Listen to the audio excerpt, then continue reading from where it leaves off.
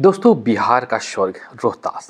रोहतास पहाड़, झरने, हरियाली और मनोरम दृश्यों के लिए जाना जाता है। दोस्तों जो खूबसूरती रोहतास ज़िले के इन वादियों में मिलती है, सेम वही खूबसूरती उत्तराखंड के पहाड़ों में मिलती है।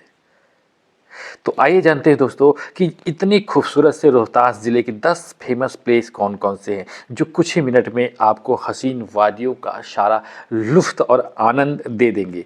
तो दोस्तों पहले नंबर पे है रोहतास का किला, जिसे राजा सत्यवादी राजा हरिश्चंद्र के बेटे रोहतास ने बनवाया था। लेकिन दोस्तों इतिहास के पन्नों में यह किला शेर शाह सूरी के नाम से सबसे ज़्यादा जाना जाता है, क्योंकि शेर शाह सूरी को दिल्ली की सल्तनत पे बिठाने वाला या दिल्ली की गद्दी दिलाने वाला यही दोस्तों रोहतास का किला है, जो बाद में मुगलों और अंग्रेज़ों के अधीन रहा। तो दूसरे नंबर पे है दोस्तों शेर शाह सूरी के बनवाया शेरगढ़ का किला, जो इसी रोहतास ज़िले में है।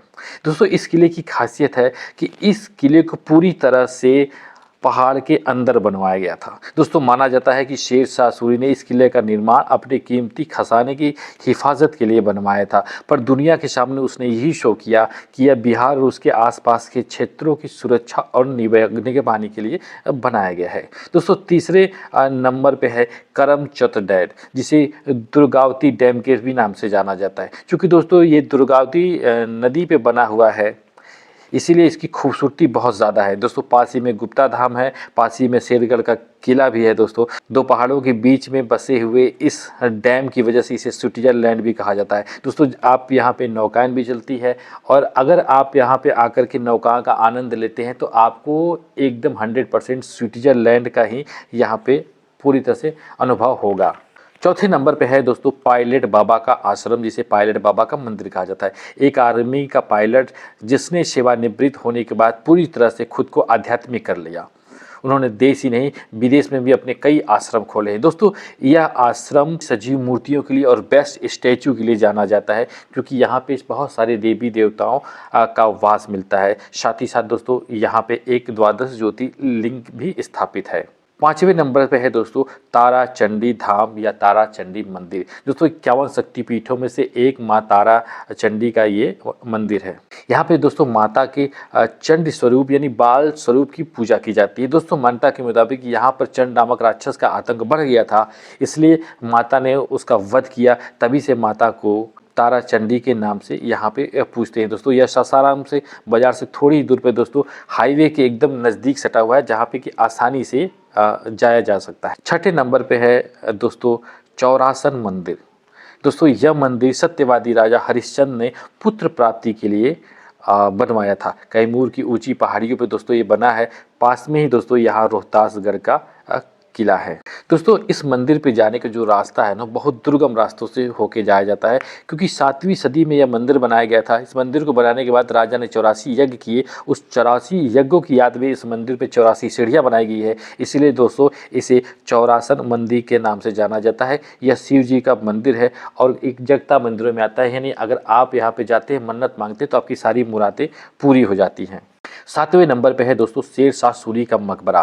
दोस्तों शेर शाह सूरी के पिता अहमद शाह कैमूर के जो क्षेत्र है यहाँ पे उनका वहाँ के जागीरदार थे, तो शेर शाह सूरी ने अपनी जो विजय रथ की शुरुआत की थी वो यहीं से की थी। इसीलिए दोस्तों शेर शाह सूरी के मरने के बाद उनका मकबरा सासाराम में बनवा दिया गया। दोस्तों इनके मकबरे को यानी शेर शाह सूरी के मकबरे को दूसरा ताजमहल भी कहा जाता है। इसकी वास्तुकला, इसकी संरचना इतनी यूनिक है कि आपको ऐसा प्रतीत होगा कि ये वाकई में दूसरा ताजमहल है। दोस्तों तालाब के बीचों बीच बनाया गया यह मकबरा शाही शान दर्शाता है कि जब आपके पास धन दौलत और ताकत है तो आप अच्छे से अच्छा और यूनिक कोई भी इमारत तैयार करवा सकते हैं। 8वें नंबर पे है तूतला भवानी मंदिर व वाटरफॉल। दोस्तों 12वीं शताब्दी में राजा प्रताप धवल देव ने सर्वप्रथम माता की मूर्ति यहाँ स्थापित की थी। तब से माता बिहार की इस सरजमी पे अपने आने वाले भक्तों को अपने आशीर्वाद प्रदान कर रही है। यूँ तो तूतला भवानी माता शिवाजी राव की कुल देवी है, लेकिन दोस्तों बिहार की जनता को वो अपना आशीर्वाद प्रदान कर रही हैं 12वीं शताब्दी से अब तक। दोस्तों 9वें नंबर पे है माझर कुंड। दोस्तों ऊंचे पहाड़ से गिरते हुए पानी की जो आवाज़ें होती हैं ना, वो मन को बहुत सुकून देती है और आँखों को बहुत देती है, क्योंकि जब पानी उड़ता है तो जो दूधिया रोशनी जैसा प्रतीत होता है ना, तो वो बहुत आनंदित कर देता है। तो ऐसा है दोस्तों माझर कुंड, यानी एक बार देखने के बाद बार बार अनायास न चाहते हुए भी आपके कदम इस कुंड तक चले ही जाते हैं। दोस्तों 10वें नंबर पे है कशिश वाटरफॉल। दोस्तों पहाड़ों के बीच में बहती हुई नदी के समान कलकल करती हुई बहुत ही यूनिक वाटरफॉल है और बहुत ही आनंदित करने वाला है। तो दोस्तों ये थे रोहतास ज़िले के 10 फेमस प्लेस। मिलते हैं नेक्स्ट वीडियो में ऐसे ही किसी यूनिक टॉपिक के साथ, तब तक के लिए नमस्कार।